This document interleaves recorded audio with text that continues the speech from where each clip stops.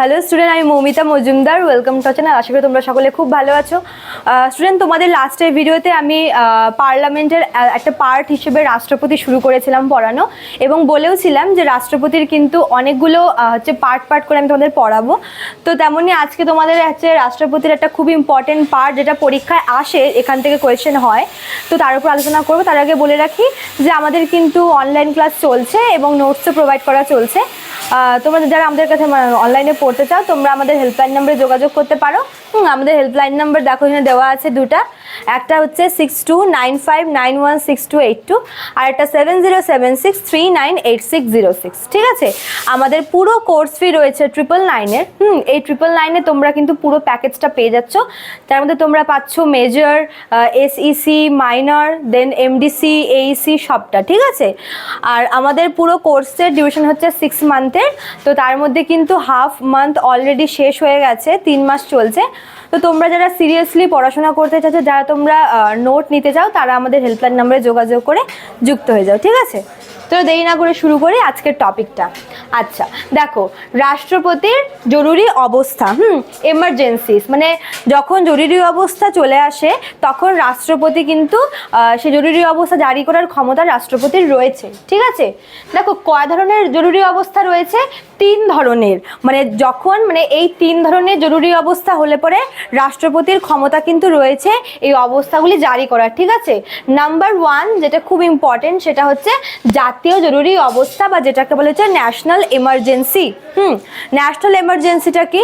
মনে করো যে যখন হচ্ছে কোনো বহিঃশত্রুর আক্রমণ হচ্ছে, বা দেশের মধ্যেই যখন হচ্ছে অভ্যন্তরীণ গোলযোগ দেখা যায়, তখন রাষ্ট্রপতি এই ন্যাশনাল এমার্জেন্সি জারি করতে পারেন। ঠিক আছে, আর এই ন্যাশনাল এমার্জেন্সি জারি করার ব্যাপারটা দেওয়া আছে 352 নম্বর ধারায়, 352 কনস্টিটিউশনের এই 352 নাম্বার আর্টিকেলে এই ন্যাশনাল এমার্জেন্সি আর কি রয়েছে। ঠিক আছে, যেখানে রাষ্ট্রপতি যখনই আমাদের হচ্ছে কোনো বাইরের দেশের কোনো বহিরাগত কারোর আক্রমণ হয় আমাদের দেশে, অথবা যখন দেশের মধ্যেই যখন আর কি অভ্যন্তরীণ হচ্ছে প্রবলেম দেখা যায়, তখন হচ্ছে এই জরুরি অবস্থা জারি করতে পারে রাষ্ট্রপতি। ঠিক আছে, তো দেখি কতবার এরকম অবস্থার সম্মুখীন আমরা হয়েছি।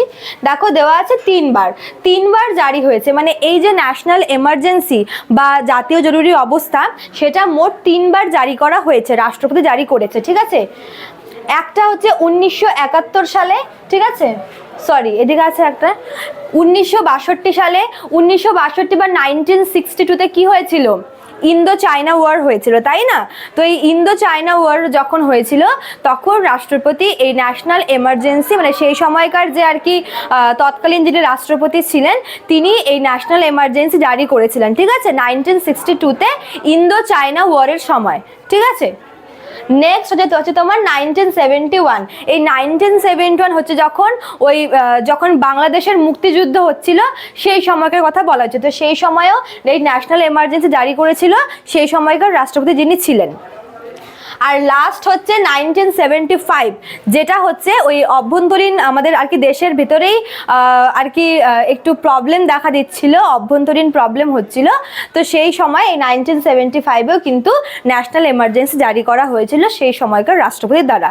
তো আমরা পেলাম কি, যে টোটাল 3বার জাতীয় জরুরি অবস্থা জারি করা হয়েছিল রাষ্ট্রপতির দ্বারা। একটা হচ্ছে 1962 ইন্দো চায়না পাকিস্তানের ইন্দো চায়না ওয়ারের সময়, আর একটা হচ্ছে 1971 যেখানে হচ্ছে ওই বাংলাদেশের আর কি মুক্তিযুদ্ধ হয়েছিল।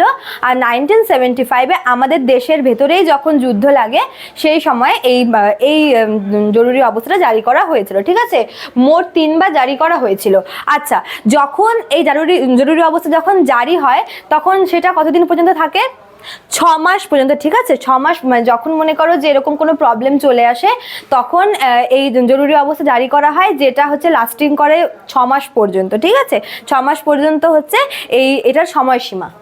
আচ্ছা, নেক্সট দেখো রাজ্যে জরুরি অবস্থা। প্রথমটা পেলাম কি জাতীয়, ন্যাশনাল, এটা হচ্ছে স্টেট এমার্জেন্সি। ঠিক আছে, 356 এবং 365 নং ধারাতে বলা হয়েছে যে রাজ্যে যখন অচলাবস্থা চলে বা মনে করো যে রাজ্যে যখন অরাজকতা দেখা যায় বা রাজ্যে যখন কোনো প্রবলেম হয়, এবার রাজ্যে যিনি আর কি মেন রয়েছে রাজ্যপাল, তিনি এবার কি হয়, রাজ্যপাল হচ্ছে রাজ্যের সমস্ত রিপোর্ট হচ্ছে রাষ্ট্রপতিকে জানায়, ঠিক আছে।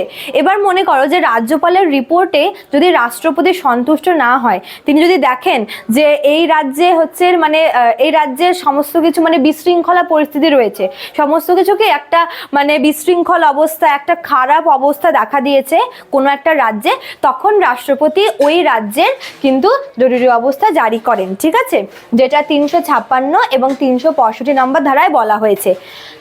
তো এটা কতদিন লাস্টিং করে, এটা হচ্ছে 6 মাস থেকে 3 বছর পর্যন্ত, মানে মনে করো যে এমনি তোমার 6 মাস অবধি থাকে, এবার মানে যদি মনে করো যে দেখা যায় যে 6 মাস পরও অবস্থার উন্নতি হচ্ছে না, তখন কিন্তু সেই সময়টাকে বাড়িয়ে 3 বছর পর্যন্ত রাজ্যে রাষ্ট্রপতির এই শাসনটা আর কি জারি থাকবে, ঠিক আছে।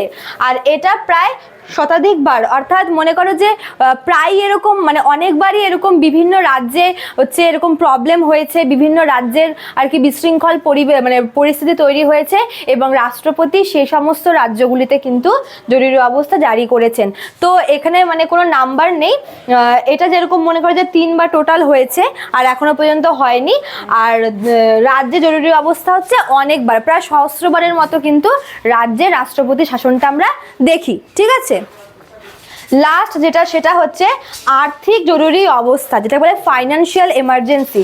মনে করো যে আমাদের দেশের মানে দেশের ভেতরের কোনো একটা জায়গার মানে হচ্ছে এই অর্থনীতি সম্পর্কে যদি রাষ্ট্রপতি হচ্ছে সন্তুষ্ট না থাকে, তখন তিনি কিন্তু এই ফাইন্যান্সিয়াল এমার্জেন্সি হচ্ছে জারি করতে পারেন, ঠিক আছে, যেটা দেওয়া আছে হচ্ছে 362 নম্বর ধারাতে। মানে দেশের মধ্যেই যদি হচ্ছে দেশের যে অর্থনীতি সেই অর্থনীতি যদি হচ্ছে রাষ্ট্রপতি খুশি না থাকেন, তার যদি মনে হয় যে তিনি এটাতে আর কি সন্তুষ্ট নন, তবে কিন্তু তিনি এই জরুরি অবস্থা জারি করতে পারেন 360 নম্বর ধারা অনুযায়ী, ঠিক আছে। আর এই মানে ফাইন্যান্সিয়াল এমার্জেন্সিটা কিন্তু একবারও জারি করা হয়নি, মানে এখনো পর্যন্ত দেশে মানে এমন অবস্থা আসেনি যে রাষ্ট্রপতি ফাইন্যান্সিয়াল এমার্জেন্সি জারি করবে। বুঝতে পারলে? তো তোমাদের এই 3টাই ছিল রাষ্ট্রপতির জরুরি অবস্থা সংক্রান্ত ক্ষমতা। আশা করি তোমরা বুঝতে পেরেছো, ঠিক আছে। এখান থেকে কিন্তু কোয়েশ্চেন হয় এবং খুব ইম্পর্টেন্ট একটা টপিক, এক্সাম ওরিয়েন্টেড টপিক, ঠিক আছে।